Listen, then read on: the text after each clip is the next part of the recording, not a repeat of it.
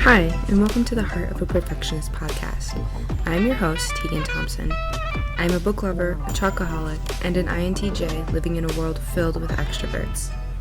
I made this podcast to share my experiences and struggles as an introverted perfectionist, and to bring the inner workings of an introvert's mind to introverts and extroverts alike. So grab a cup of tea and get comfortable. It's time to unmute. Hello everyone, and welcome back to another episode of the Heart of a Perfectionist podcast.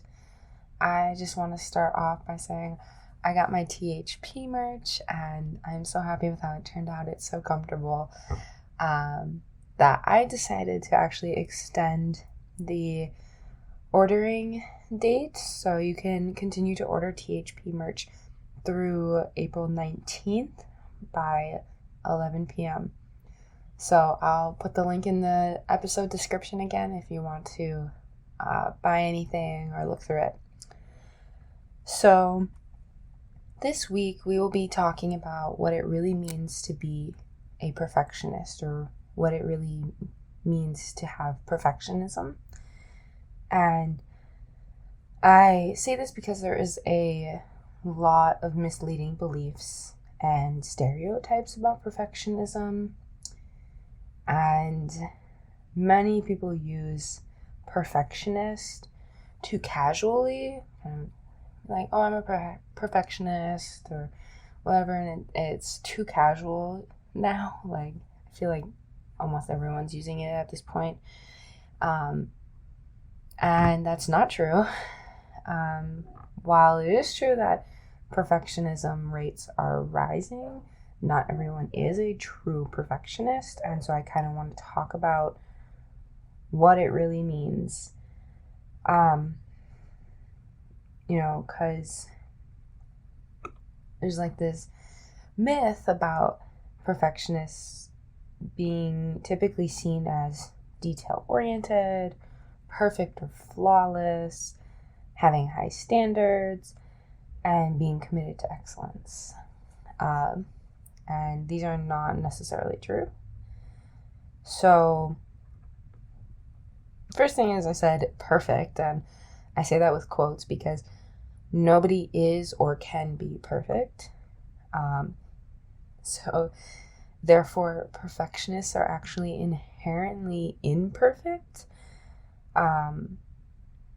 because they cannot actually achieve being perfect. They're going to fail at something, do something wrong, not achieve something, etc., right?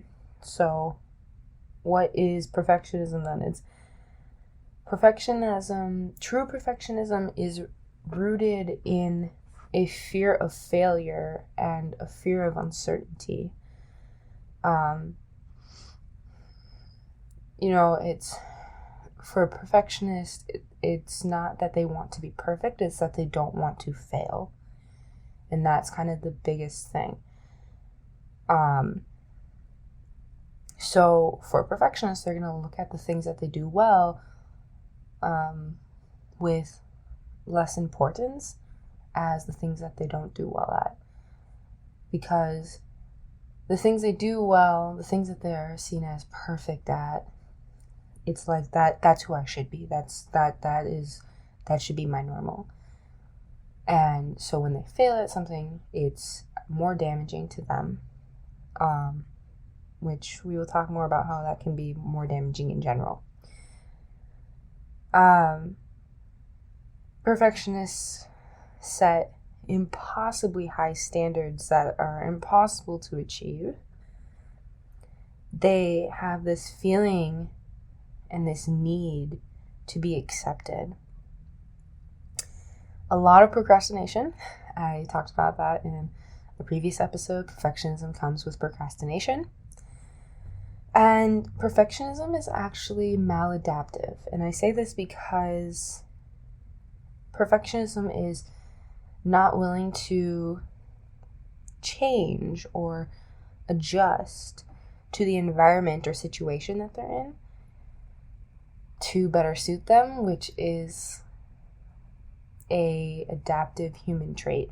It's something that benefits humans to be able to adapt to their environment And perfectionists don't do that because they say, no matter what, I want to be perfect. I want to get or do the best I can.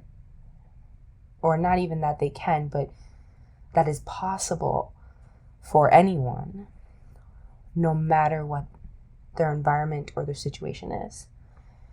And that actually is a maladaptive behavior. So,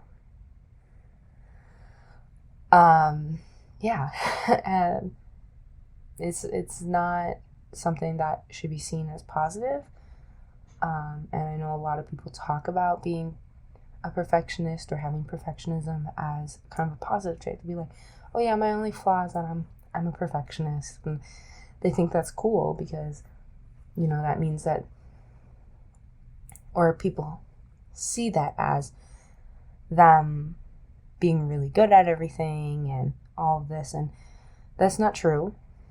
On top of that, you only see what they're good at because they only let you see that side of them. They're not going to show you what they're bad at. And I've mentioned that before. Like, I do not like sit down and play any instruments for people because I know I can't. And so I won't even try because I don't want to be judged. I don't want to be laughed at. And yeah, so I'm going to talk a little bit more about that in a little bit. So the ugly truth about perfectionism is that perfectionism is a negative behavior. Perfectionism does not mean, or it's not equivalent to, striving for excellence. And this is because perfectionism is looking for external motivation or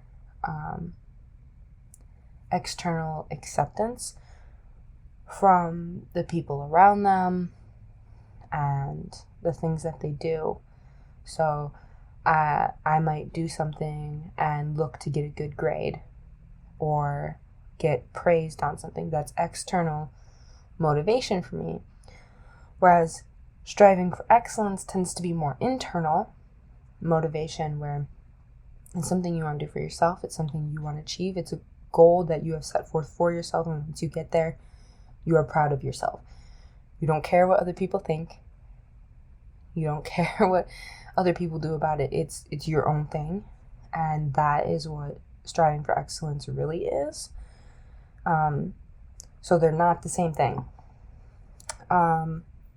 Perfectionism is not the key to success, and this is because perfectionism is rooted and based in this fear of failure, and you have procrastination, right?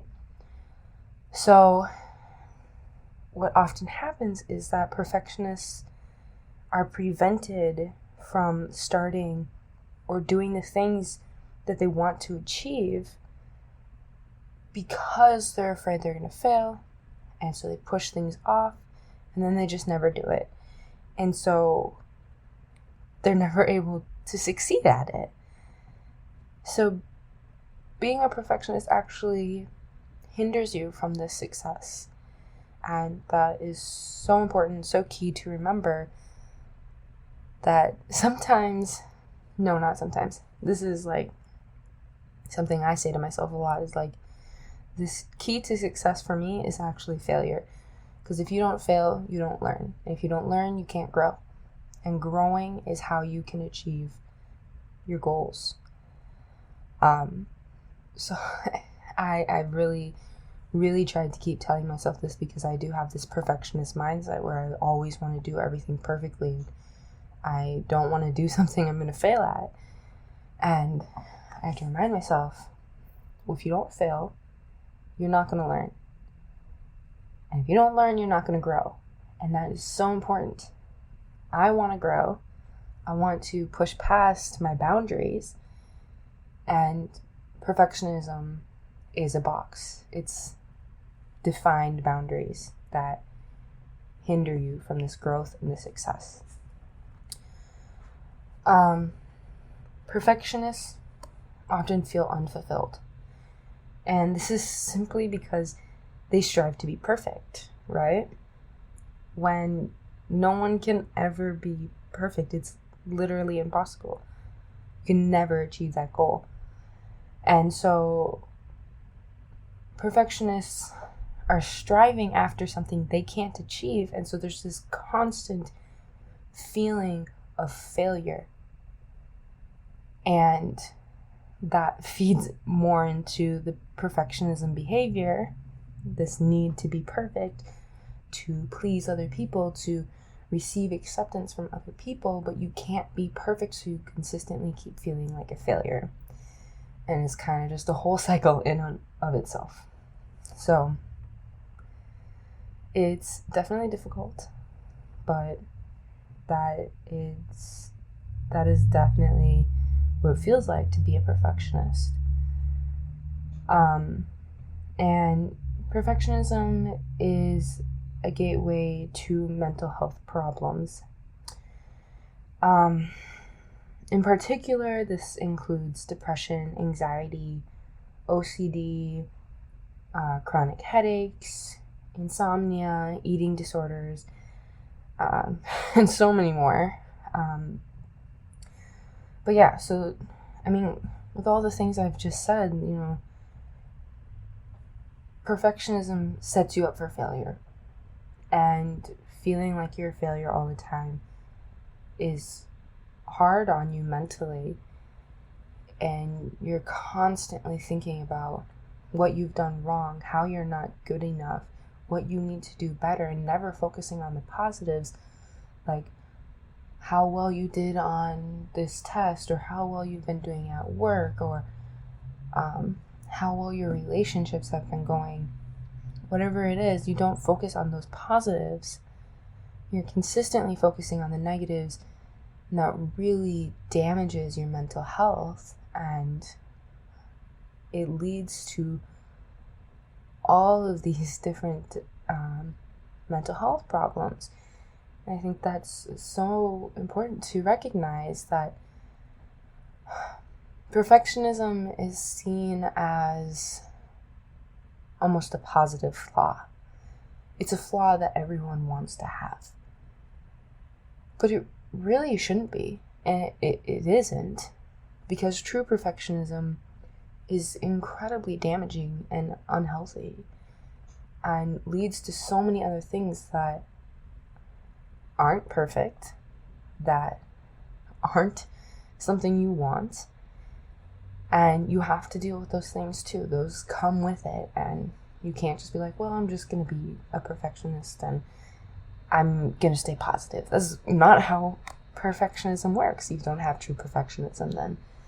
And I think once people recognize that, there's gonna be so much more emphasis placed on that in school systems and in workplaces, because perfectionism just increases and continues to increase, because there's this constant and consistent expectation that everyone does absolutely perfect, that people can't fail, that people can't be mediocre at something, that you have to be perfect. And that leads to this mentality, and that's why perfectionism rates keep rising. And that's why mental health problem rates keep rising. And that's why we have these issues, and why people are committing suicide, or, like spending their whole day in bed because they can't get out. They don't feel like they can. They don't feel like they deserve to. They don't feel like they can achieve the things that they should be able to achieve. And, I think a lot of mental health disorders that people have as adults start off with some form of perfectionism, because there's just this expectation placed on everyone, right? I know we all feel it. We all feel this expectation to be absolutely perfect, that there's no room for error. But that's not fair, because humans aren't perfect. Humans fail. Humans mess up. Humans need grace and forgiveness and second chances. That's just how we learn. That's how we grow. And that's what makes us us. So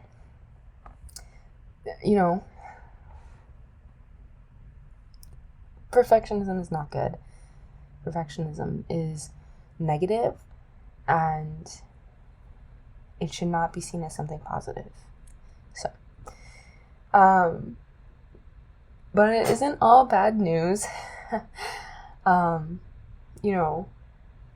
If anyone is dealing with true perfectionism, right, it can be crippling to their everyday life.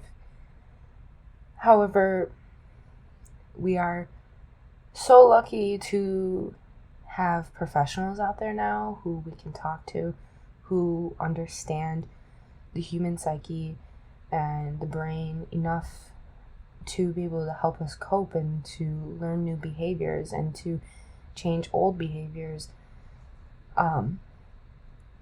so that we can continue to learn and grow. And I think we're even more lucky that we're able to do that online now. It's more accessible to people. I'm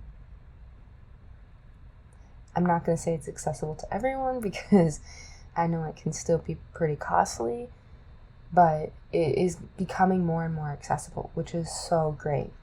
And, you can seek this professional help and you can acknowledge the truth behind perfectionism and, kind of the negative things that come with it. And you can start partaking in behaviors that are beneficial to your mental health, such as meditating, exercising, journaling, reading, hanging out with friends, whatever it is, right?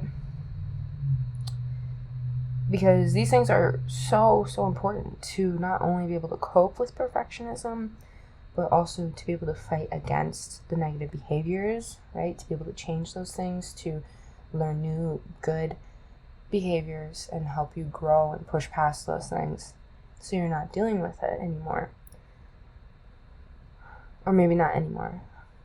I don't know if anyone ever really truly gets rid of those behaviors, but you're able to minimize them, and that is what is important.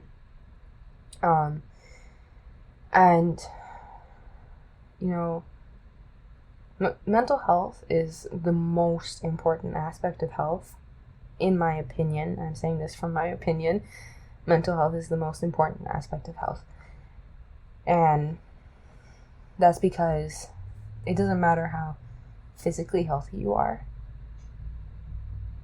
If you are not healthy mentally, if you are constantly thinking only of negative things, hurting yourself with your thoughts, you're gonna hurt yourself physically too. And that doesn't necessarily mean self-harm, but it can mean self-harm. But it can mean things such as self-sabotaging yourself by procrastinating or not doing the things you love or want to achieve because you're scared of not being good at it. Like, that is damaging to yourself, and that's hurting yourself. So, that is why it's the most important aspect of health, in my opinion. And taking care of your mental health is the best thing you can do to live a healthy lifestyle. So, looking after your mental health is to start to, living the life you want to and loving yourself, which is so important. But yeah,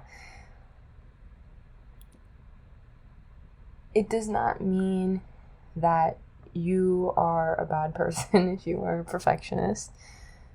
That's not true. It's just that society and your environment has placed an expectation on you that has forced you to believe that you have to take on this mentality in order to survive, to be likable, to be accepted, and to achieve. And these are all false beliefs that you can change your thoughts on. I'm not going to say it's going to go away in one day, but with work and practice and consistency, you can change your mentality. You know, the good thing about perfectionism is that you're not born with it. It's not in your DNA. So, you know, it's entirely environmental. It's what you've learned as a coping mechanism, essentially, to survive in life. And since it's not genetic, it's not something you're born with, you can change that. You can learn something new. And so it's not something negative to think about. It's something positive to learn about so that you can move forward and make steps to being healthier mentally. So just keep that in mind. You are all great. I hope you know that. You're all amazing, beautiful human beings. Okay. Yeah. But, you know, if you ever have any questions, obviously there's Google. So you can look up questions. You can ask friends or family. You can ask professionals. You can ask me if you want to. Don't be afraid to ask questions. So, alright. Perfect. I'm so glad I got to say that. I was really excited about this episode. Thank you so much for listening to this week's episode of the Heart of a Perfectionist podcast. If you liked this episode, or if you learned anything new, please go share it with a friend. And as always, have a good weekend, and I look forward to seeing you again next week on the Heart of a Perfectionist podcast.